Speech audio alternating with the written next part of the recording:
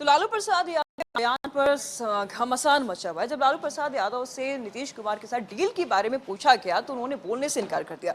लेकिन deputy CM Tejashwi Prasad Yadav को लेकर उन्होंने कहा कि तेजस्वी यादव मुख्यमंत्री बनेंगे अगर देश की जनता चाहेगी। तो ऐसे में सवाल ये उठता है कि मुख्यमंत्री बनने के लिए तो राज्य की जनता की चाहना जरूरी है, देश की जनता चाहेगी। तो ऐसा बयान दिया उन्होंने और इसको लेकर के सियासत गर्मा गई है। और साथ ही उन्होंने कहा कि अभी तो तेजस्वी प्रसाद यादव उप मुख्यमंत्री है, समय बताएगा और साथ ही बाद में देश की जनता और सभी मिलकर तय करेंगे। फिलहाल बीजेपी को हटाने के लिए काम कर रहे हैं और इसमें जेडीयू प्रवक्ता नीरज कुमार ने कहा कि हर पिता की चाहत होती है कि उनका बेटा अच्छे पद पर जाए, इसमें बुरा क्या है। अभी तो नीतीश कुमार मुख्यमंत्री हैं, तो वही आरजेडी विधायक भाई वीरेंद्र ने कहा कि हर पिता की अपनी बेटी को लेकर के चाहत होती है। फिलहाल नीतीश कुमार मुख्यमंत्री हैं, आगे समय का इंतजार करिए।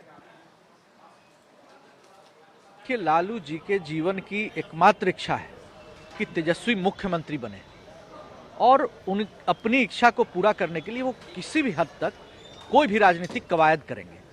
अब मुख्यमंत्री नीतीश कुमार जी को अब ये जो नया गठबंधन बनेगा तो उसमें अब स्टेपनी के तौर पर सोनिया गांधी जी के असिस्टेंट के तौर पर बना दें, राहुल गांधी का प्रवक्ता बना दें, या फिर वो मल्टीपल कॉन्वेनर सिस्टम बना के नीतीश कुमार जी को एकोमोडेट करके यहाँ से चलता बना दें।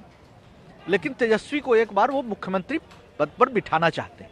ये तो जाहिर सी बात, अपने पुत्र के लिए कामना करता है, कोई छिप के करता है, कोई खुल के करता है। तो ये जो राजनीति के तथाकथित नए महंत हैं आदरणीय नरेंद्र मोदी जी, इनका तो परिवार है नहीं, आगे नाथ न पीछे पगा है, तो ये किसके लिए मांगेंगे। लेकिन इनके दल के लोग का जरा आचरण देख लीजिए। पीयूष गोयल के पिताजी भी लगता है कि राजनीति में ही थे, पूर्व केंद्रीय मंत्री थे।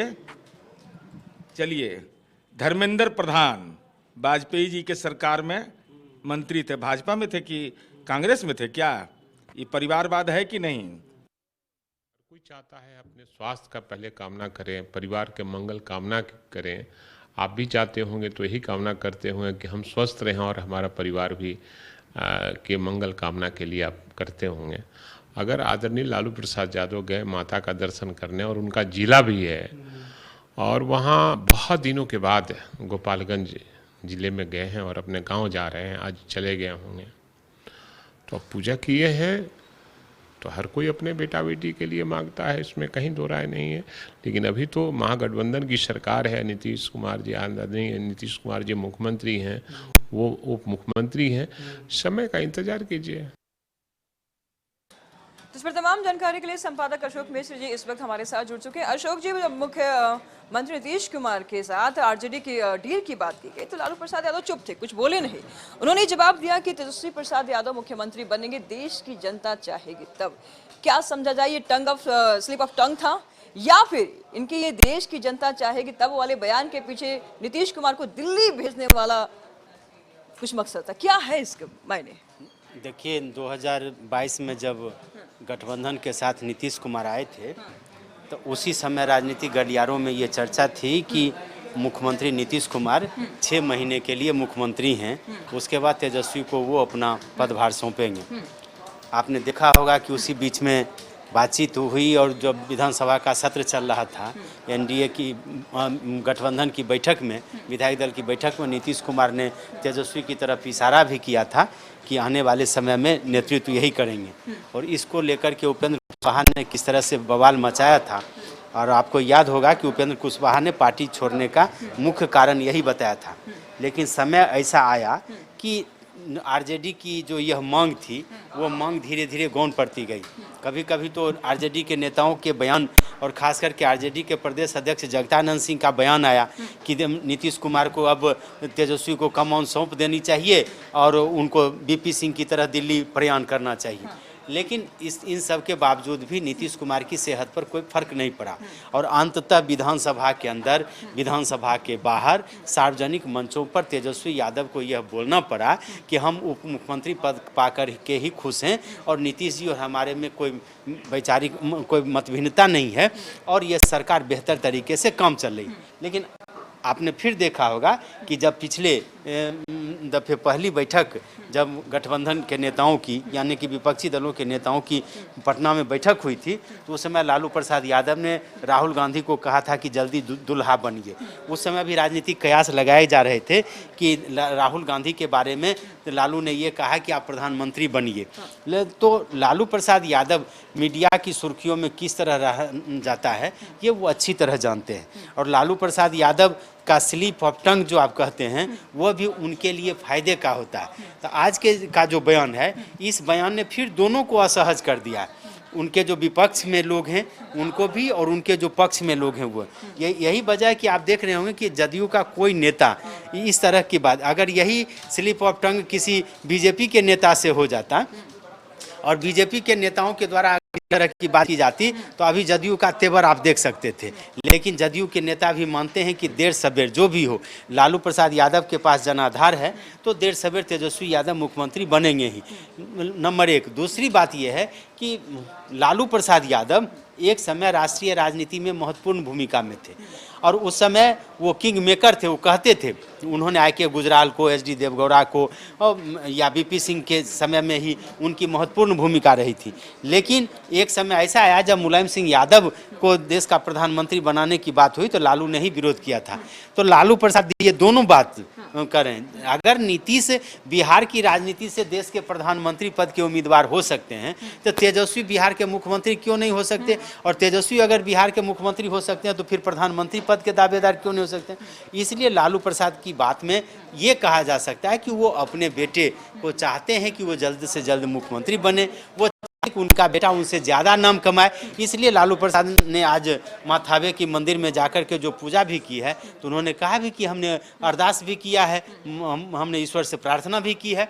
तो ये, लेकिन एक बात आप जान लीजिए कि सियासत में लालू प्रसाद का कोई जोड़ा नहीं है। और आपने अभी कहा लालू 7 साल के बाद गोपालगंज गए, कोई राजनीतिक यात्रा नहीं है, पारिवारिक यात्रा है, लेकिन बवाल मच गया। बवाल क्या मच गया, एक पुलिस अधिकारी ने छाता तान दिया। स्वाभाविक है, सबसे बड़ी गठबंधन है, महागठबंधन में सबसे ज़्यादा विभाग है लालू प्रसाद की पार्टी के पास, सबसे ज़्यादा विभाग के मंत्री हैं लालू प्रसाद यादव के बेटे, और 55 विभाग है तेजस्वी के पास। अभी जो उनके साथ तेज प्रताप यादव हैं, उसके बाद एक डीएसपी ने अगर छाता तान दिया तो कौन पहाड़ टूट गया। लेकिन प्रोटोकॉल की अवहेलना हुई और इसी के चलते बीजेपी के निशाने पर हैं।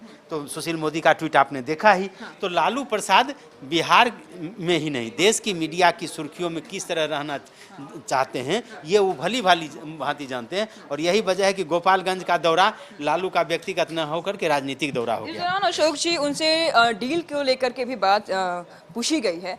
आपको याद दिलाना चाहेंगे, उपेंद्र कुशवाहा बार बार ये बात बोलते थे कि जेडीयू और आरजेडी के बीच में कोई डील साइन हुई है, बार बार बोलते रहे, बाहर भी निकले, काफी सियासत गरमाई थी, काफी दिनों तक ये सुर्खियां बटोरती रही बयान। आज भी जब मीडिया वालों ने इसी बात को पूछा, डील को लेकर के पूछा, तो लालू प्रसाद यादव मौन हो गए, कुछ बोले नहीं, उन्होंने सीधा मुद्दा ही बदल दिया।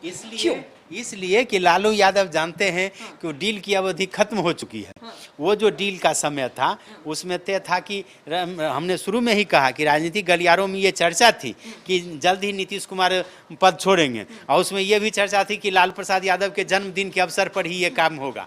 लेकिन वो हुआ नहीं, जो डील हुआ वो अब तो डील पीछे चला गया। इसलिए उपेंद्र कुशवाहा सरीखे लोग, जीतन राम मांझी जैसे लोग, सारे लोग छोड़ करके चले गए और नीतीश कुमार बीच में फिर इतने मजबूत हो गए तो बिहार की तो छोड़िए, राष्ट्रीय राजनीति में नीतीश कुमार की महती भूमिका हो गई। वैसी परिस्थिति में, और बीच में आपको याद होगा, अभी भी आप देख लीजिए कि क्या हुआ। लालू प्रसाद इंडिया की बैठक होने वाली है 31 और 1 को, और नीतीश कुमार चले जाते हैं दिल्ली, अटल बिहारी वाजपेयी की समाधि पर श्रद्धा सुमन अर्पित कर देते हैं। उस समय भी आप याद करिए कि कुछ ऐसी परिस्थिति आई थी जिस परिस्थिति को लग रहा था कि अब नीतीश कुमार फिर बीजेपी के पाले में जाने वाले हैं।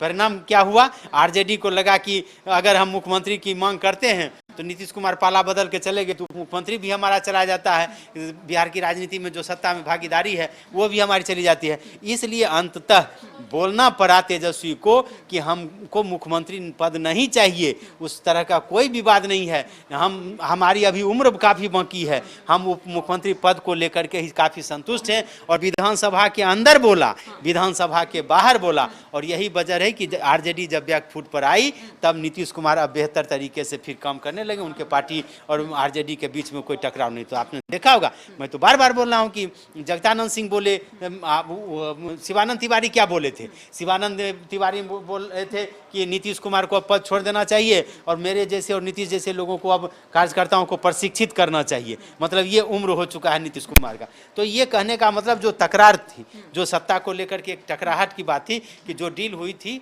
पता नहीं वो डील सही है या गलत है, ये तो पर्दे के पीछे, ये तो कोई लिखित तो है नहीं। आज भी पर्दे के पीछे, आज भी लालू मौन रह गए। लेकिन लालू मौन रहे, तब मौन स्वीकृति लक्षणम, मौन का मतलब कहीं न कहीं सहमति है। लालू को ये टीस हो रहा होगा कि भाई जो वादे हुए वो वादे पूरे नहीं हुए।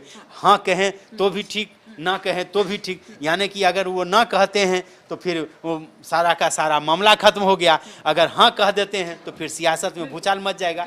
वैसी परिस्थिति में लालू प्रसाद यादव ने संयम का परिचय दिया। और इतना जरूर कह लीजिए कि लाख उनके विरोधी, राजनीतिक विरोधी कुछ भी कर लें, लालू प्रसाद की के बलबूते अभी बिहार की सरकार चल रही है। नीतीश कुमार मुखिया हैं सरकार के, लेकिन राजनीतिक हैसियत लालू की अभी भी काफ़ी मजबूत है। और सत्ता में ही नहीं, सत्ता में तो उनकी भागीदारी है ही, जनाधार भी लालू प्रसाद के पास ज़्यादा है। और देश में जो नया गठबंधन बन रहा है, उस गठबंधन में भी लालू के चाहने वाले लोग अधिक हैं, उनकी पार्टी के साथ लोग हैं। अखिलेश सिंह को ही आप ले लीजिए, कांग्रेस जैसी पार्टियां, वामपंथी पार्टियां लालू के ज़्यादा करीब हैं। नीतीश से अभी भी उनकी दूरी, कुछ फासले हैं, लेकिन तो इसलिए लालू प्रसाद की राजनीतिक हैसियत अभी काफ़ी मजबूत है। अगर उन्होंने अपने बेटे को मुख्यमंत्री बनाने की बात कही है तो कोई बड़ी बात नहीं है। बिल्कुल, शुक्रिया अशोक जी आपका इन तमाम जानकारी के लिए।